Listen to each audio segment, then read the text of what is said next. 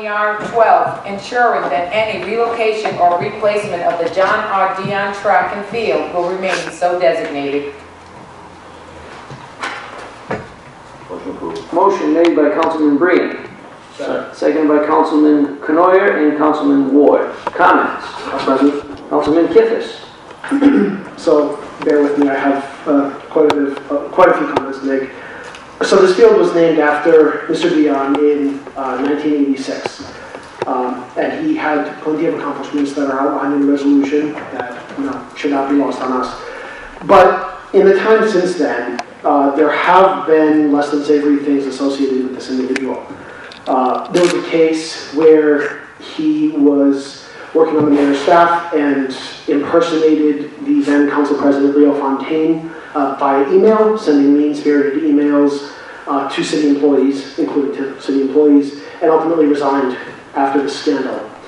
I think somebody would be lying if they didn't recognize that he regularly says very hurtful things about people in our community. He's incredibly negative about the city as a whole. And he spreads all manner of bigoted dialogue, including in August 2019 when he self-identified as a white nationalist. And that was a situation in which he was discussing the white nationalists that had convened 2 years prior in Charlottesville, where Heather Heyer had been murdered. And he then self-identified as a white nationalist. So it's not the appropriate time to get into the details of that, but the argument has been made he didn't know what he was saying, but he's a journalist and was discussing a situation in which the group that he then self-identified with was involved and was doing bad things. So, and then when it was clarified to him after that, he dug his heels in, and more recently after the, Woonsocket call definitely, I'm not sure about the Valley Breeze, reported in their sort of year-end wrap-ups about that incident, he was quoted on his show saying, no, he didn't apologize. He never apologized, that he simply was sorry to his listeners to have to deal with the nonsense, not that he disagreed with his original comments. All of this dialogue endangers the people of color and other marginalized groups in our community. And so Mr. Dion won't be remembered in Woonsocket by whatever community service he may have done decades ago. He'll be remembered by the words he puts out into the public dialogue now, and this hateful rhetoric that he directs at people in our community and at marginalized populations, marginalized members of our community. And we don't want Woonsocket to likely support that dialogue. So even if my fellow council members are not convinced that self-identifying as a white nationalist is a bad thing, there are plenty of other better people to honor. It was suggested in an email sent to all of us that we could honor former track and field coach at Woonsocket High School, George Largay. I think that would be largely more appropriate. I would also bring up that someone from Woonsocket's MLK Community Committee, who's doing the work of social justice in our community, could very well be honored. I think that would be a great idea. I think that us suggesting, digging our heels in to re-honor this individual gives the impression of impropriety. Because the council is, one, choosing to re-honor a living person, which is not totally customary because you have no idea what an individual is going to do after being honored. That's why typically people who are dead are honored by naming things after them. As we've seen with Mr. Dion, this is the case. And in this case, we're also attempting to honor an active member of the city's media who has a perception of controlling public dialogue. And so that it would gain favor by honoring him or voting to honor him in this way by this resolution, and that doesn't look great, and it's not good for us to be doing that. Deviating a bit from who we name this field after, it's not even clear that we can or should name this field at this point in time. It's sort of like us putting the cart before the horse for a couple of reasons. We can't bind the hands of the future council, so if and when this field is moved, is relocated, the council at the time can do whatever they want. So this resolution is pretty much a feel-good resolution, and I think that it really doesn't make sense to go forward with it. And one email from our constituent, James Rizzo, also suggested, and this was a really good point, I thought, that donors who may otherwise want to, help out with the cost of this relocation or update, may avoid donating if the opportunity to be honored for a big donation is not there by their name being put on the field, or if it's honored, if it's rather named after somebody unsavory. I know I've gotten a lot of communication from our constituents. I did set up a petition just so I could get an idea of public sentiment. 46 residents of Woonsocket signed that. I've had 4 tweets directed at me about this, and at least 3 emails at my last count. But there were some people who privately messaged me and said that they knew I was not supporting it, so they didn't email me. So I think that overall, this is a very bad idea for us to be doing this, at least right now. So I would urge my fellow members of the council to not support this resolution tonight. Thank you, Council President. Thank you. Any other comments? Council President. Councilman Breed. Thank you, Council President. I have a few responses to the councilman's comments. I'll start with some of the things he said, and I have my own commentary. As for communications, I've received, Councilman, I received 2 communications, and both I was not surprised to hear what their opinions were. I think their minds were already made up a long time ago. And you're right, you did set up a petition, and I think there were 4 options. There was sign the petition, make a phone call, come to the meeting, or 4, donate to your campaign. So certainly you use this as a fundraiser. That is correct. Okay, well, I can show it. Okay, do that. Bring it up, because that's incorrect, Councilman Brady. Another point you made is that we don't name fields after living people. So Boulay Field was named after Mayor Boulay while he was alive. Baldelli Field, which exists at Cold Spring Park, named after Mayor Baldelli, he's still alive. Ayotte Field was named after Gaston Ayotte. He's not with us any longer. However, it was named after him when he was alive, and when we decided to get rid of Ayotte Field, we needed to name something after him, and thanks to Councilman Knoyer, we named the Senior Center after him because that's an honor that is bestowed upon him for his public service. Susan Menard Middle School Complex, named after Mayor Menard, very much still with us, and 2 big buildings are named after Susan Menard. So that's actually a false statement that you made, that we don't name buildings or fields or things after living people. Councilman, I said generally. It is my time, Council President. You're correct. Thank you. Councilman Kifis, you'll let him finish. For those of you who don't have the benefit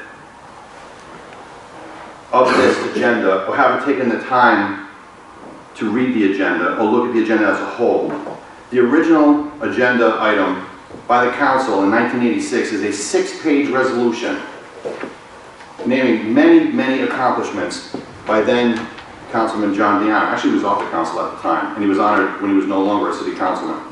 He was named Mr. Milk Fund in the Woonsocket Call. The Milk Fund, which still exists and serves the underprivileged people of this community, of which Mr. Deanna remains a champion, and serves people in need, providing them with milk year after year. And in the editorial it says, anyone who can direct a 14-year fundraising operation to bring in nearly $500,000 without giving anything in return of greater value than a lollipop deserves more than the Mr. Milk Fund honorary title which they have accorded him. An editorial in 1988, January 29, 1988, Woonsocket Call. While the Call, the radio stations, and the JCs play vital roles in the huge success of the Milk Fund, which serves underprivileged people in the city of Woonsocket to this day. The package would never come together without the invaluable assistance of Dion.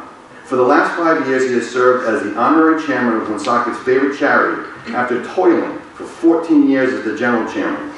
He has always found time in his hectic schedule to raise funds for muscular dystrophy, cerebral palsy, cancer, and so many community endeavors.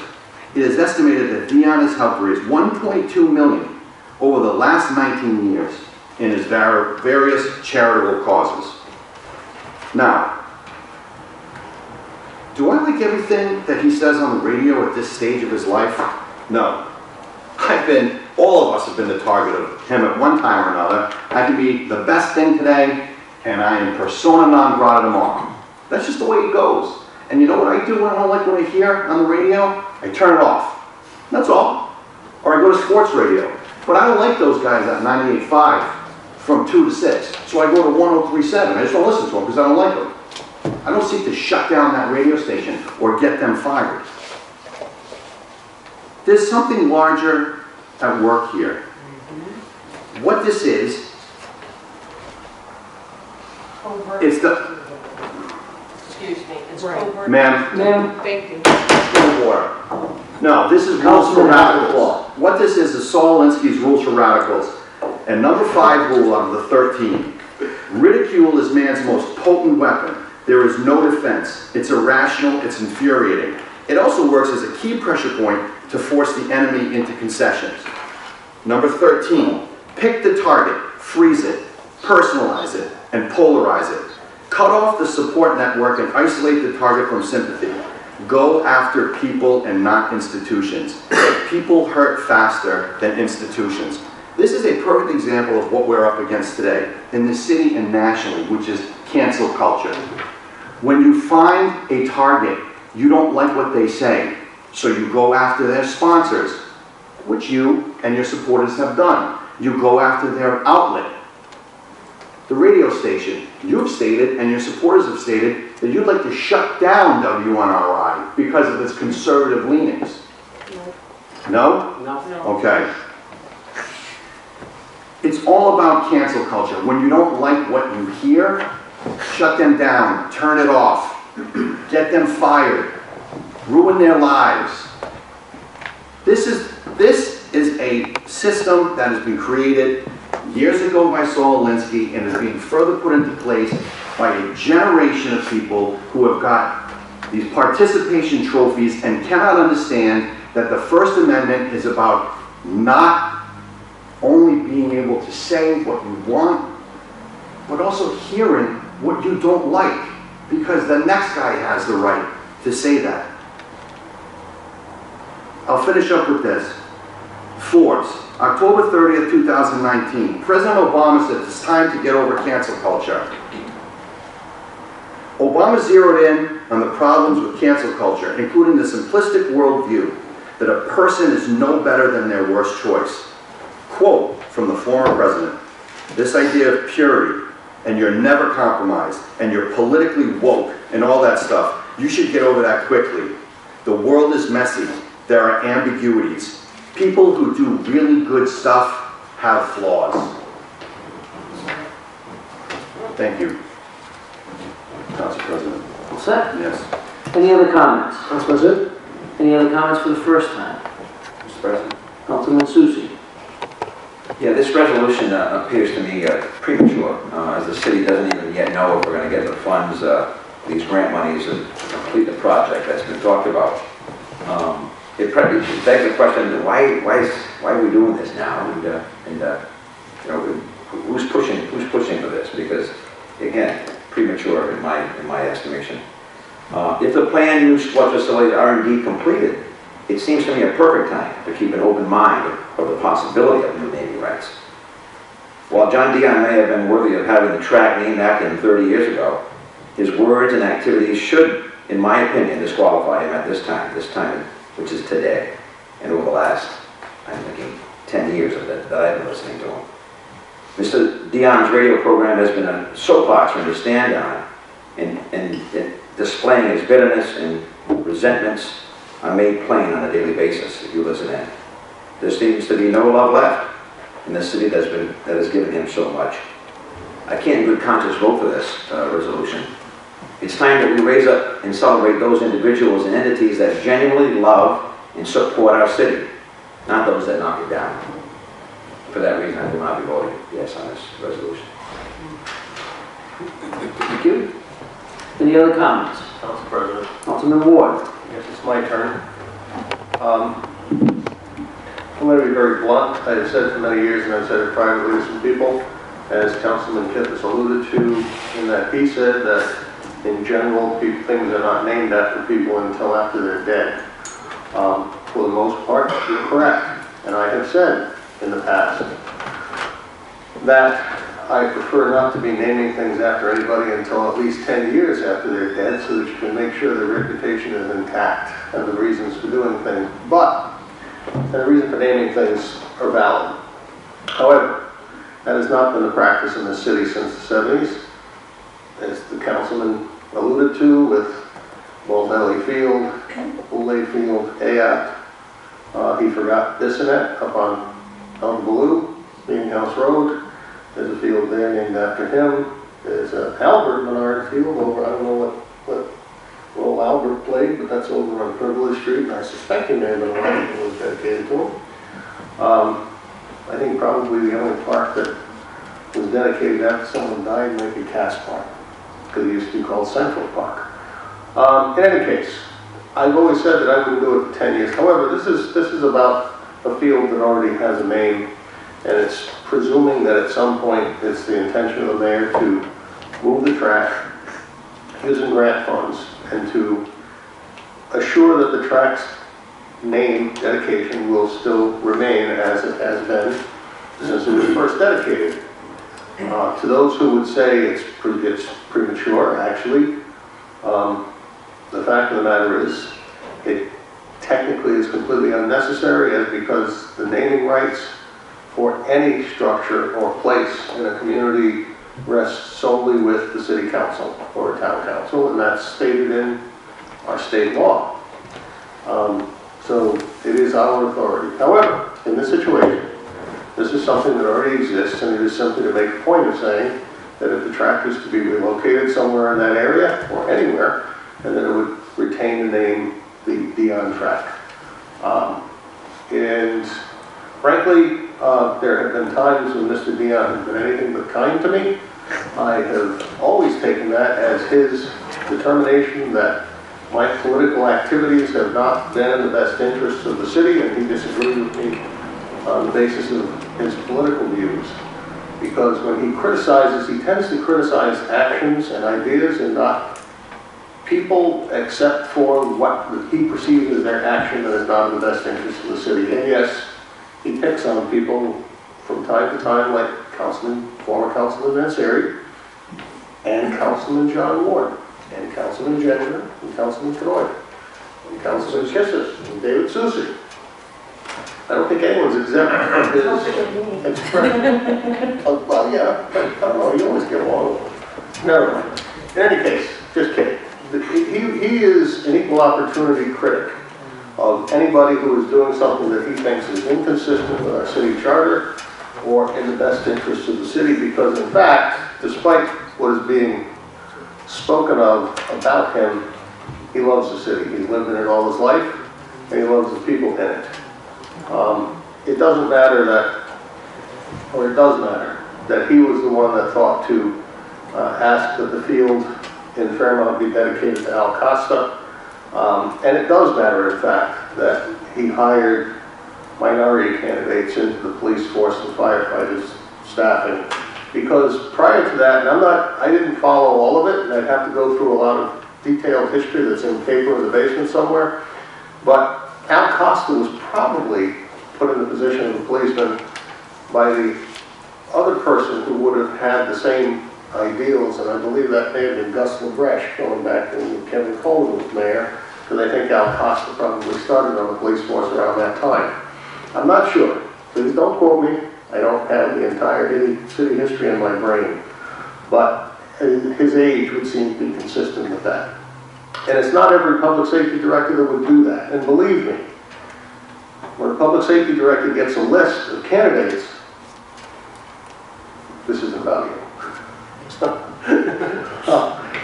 There are many choices that can be made based upon many criteria, and a public safety director can easily discount a candidate simply by virtue of race. And don't you ever believe that some have not. And I'm sure some in this city's history have done it.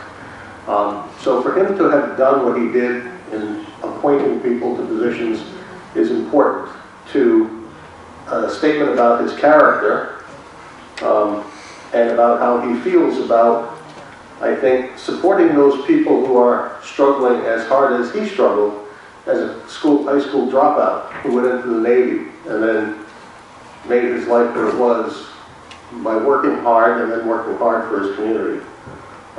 Didn't always have friends, because he really is, you know, I believe the councilman referred to him as a journalist, and I sort of chuckled because he's anything but a journalist. But he's a pugilist, and he'll punch you right in the nose if he thinks you need a punch in the nose, and he'll do it verbally. I don't think he's up to punching anybody in the nose now. But he's a blunt instrument when he opens his mouth on the radio, but that's commerce. That's what he does. It's a radio station. They're there to make money. As for his white supremacy comment, I heard it when he first made it. And for the life of me, I knew when I was listening to it that he was about to have his butt handed to him. Somebody was going to take exception, and somebody did.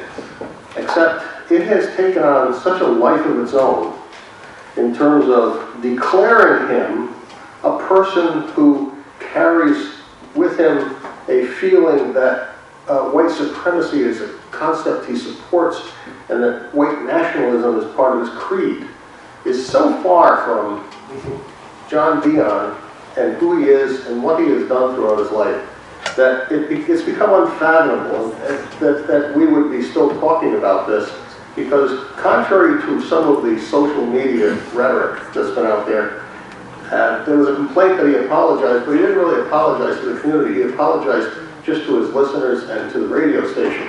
Well, frankly, he did it as part of a newspaper article too, and I don't know about his retracting it, but I know that I think the people he owed it to were the people who were actually listening to him. And if you think that his statements are hateful, like anybody, you know, there are radio station personalities in Providence that when I know they're coming on, I don't listen to that station because I don't want to, frankly, even deal with what they have to say.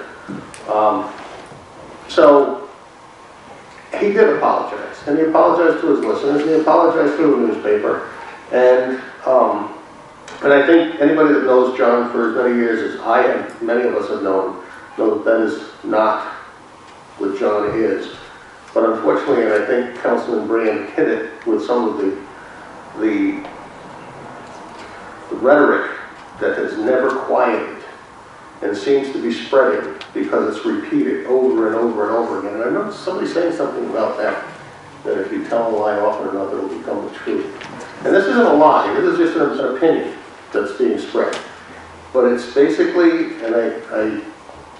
it's basically a statement that is designed to foment hate in the community, to polarize us, to separate us into those who will do what some group believe is right, and those who are the other side, the racists, the bigots, the people who hate, the people who aren't looking out for the best interest of everybody in the city. And apparently that label is now about to be dumped upon several of us up here. Because if we don't go along with what we're told to go along with and declare a white supremacist and shut this down, then we are supporting him, and therefore we are white supremacists, and we believe in white nationalism, and we are bigots, and we are racist, and we hate. And that's just not true. But the story will still be told tomorrow that we hate. And it will be repeated and repeated and repeated. And guess what? It will become part of a political campaign in the fall. It will go on flyers, it will go on mailers. I'm sorry. I wouldn't today name something new after somebody, but this already exists. It doesn't matter that the council has the authority. This is the gesture of saying, we recognize what the mayor is looking to do, and with the idea that it will possibly be replaced and moved, we want to make sure that the name is going to carry forward with it.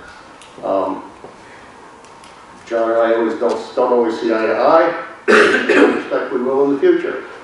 But I have no doubt that in John's mind, the last thing he is a white supremacist or a bigot or a white nationalist supporter. And I expect we will disagree in the future. I know this. He loves the city of Woonsocket. He loves the people in it. And he wants only the best for everybody that lives here. He's still a bull in a china shop. And he's not an astute speaker all the time. But if we're going to measure everybody by the one thing that we feel cuts them down, the one thing that they made a mistake in doing, or they spoke out of turn, and if that's how we're going to measure everybody, well, I've got some stories I can tell you that we could then go back and talk about every field that's dedicated to every person and every building that's dedicated to every person, much like the movement going around the country now, where people are taking names off of buildings, where people are removing things because they have been rejudged by a new criteria. And we could pretty much take the names off of everything in this city because I know some stories about some of those people that you would not like, and many people wouldn't like, but that's not what that was about when things were dedicated to them. It was not to say we never forgive you your errors. It was to say we recognize and honor your efforts in the best interest of the city, and we dedicate this space to you so that people can be reminded not that you were a bad person who we happen to look by those bad things to dedicate this to, but rather to have people remember that there are people who put out a great deal of effort to do good things in the community, look out for their fellow man, help whenever they can, and in his case, work harder than I think I've ever seen anybody when you look at that resume that is part of this resolution. So I'll support this because of the things he has done and recognized what the people back in '87 recognized for all of his efforts. And not because I owe him anything, certainly I don't, but I think I owe the city the right to know what the efforts he has made on behalf of the people of the city of all creeds, colors, races, religions. There were no boundaries for him. It was about helping people. Thank you. Thank you. Council President, for the first time. Yep. Thank you. Councilwoman Sierra. Thank you. First of all, I want to thank my peers because I think that they summed everything up that I was thinking in my head and in my heart quite eloquently. The thing that I'm still left with and a bit befuddled by is that the response that I got by email, reaching out by email, mostly came from the perspective of how we don't want to be perceived as a city, an intolerant city. But yet by the very nature of what is being asked epitomizes intolerance. What you're saying here is because you feel this man has displayed what's the word I'm looking for? Nationalistic views, white supremacist views, strip him of all of his honors, take it all away. Rather than looking at this as an opportunity that we all can learn by and all grow from him, you want to do the very same thing to him.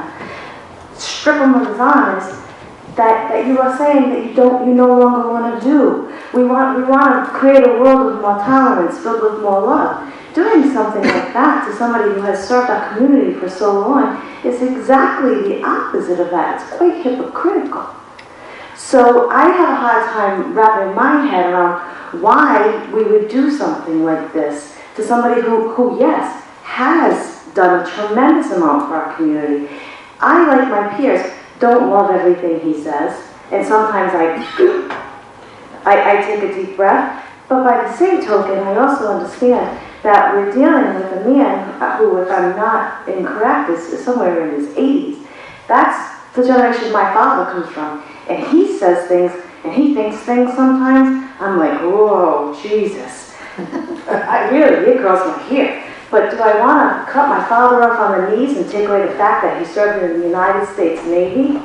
That he raised 6 children, worked in a mill all of his life, and everything wonderful he's done? No, I would never take that from my father. Or a man like John Dion, who comes from that very same generation. We need tolerance. And if you don't have tolerance for that generation, it's called ageism. It's an ism, like every other ism we discuss ad nauseum. So for me, I will be supporting this resolution because I want to honor the things that he's done. I don't want to take that away from him. I want a world built with tolerance, love, and peace for all people. As much as I don't like some of the things he says, he absolutely has a right to say it. That's what I stand behind. So thank you very much. Thank you.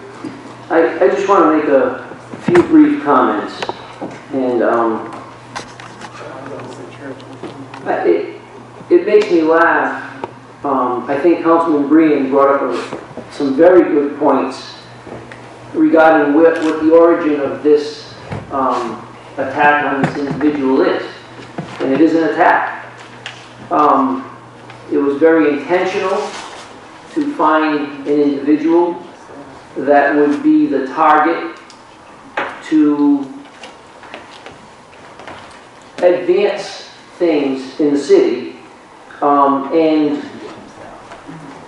to create, and Councilman Ward made a good point when he said, if you say something enough times, even a lie becomes the truth if it's repeated enough. And that's what we have. We have a situation where the few people who really know what Mr. Dion said regarding the white nationalism and being a white nationalist know darn well that he was not talking about white supremacy. In fact, he did not. It's all covert racism. He did not have the intention of creating the decisiveness that, quite honestly, you're creating. You're creating the decisiveness, you're creating the hate, you're creating the target, and people are very resilient in the city and tend to move beyond things and heal and forgive. But you're not allowing that to happen. You're continuing to keep a non-issue alive. And you said yourself that this was a non-issue, feel-good legislation. In this case, it's a resolution, not legislation. But you said it was feel-good. And it has no real meaning, and it was a non-issue. But it's a good opportunity to focus that target on Mr. Dion. And the reason that I'm supporting this resolution, obviously his resume that's attached with the original 1987 resolution is amazing. But the reason that I'm doing this is because when our forefathers do something, that history had meaning then. And when you have individuals that their sole motive is to change history and to destroy history and to rewrite history, that's the spiraling of our country. And it's a spiraling in the toilet. And I'm not going to allow that to happen, because I believe that my forefathers sat here and did what they believed was right and had many more details of the situation at the time.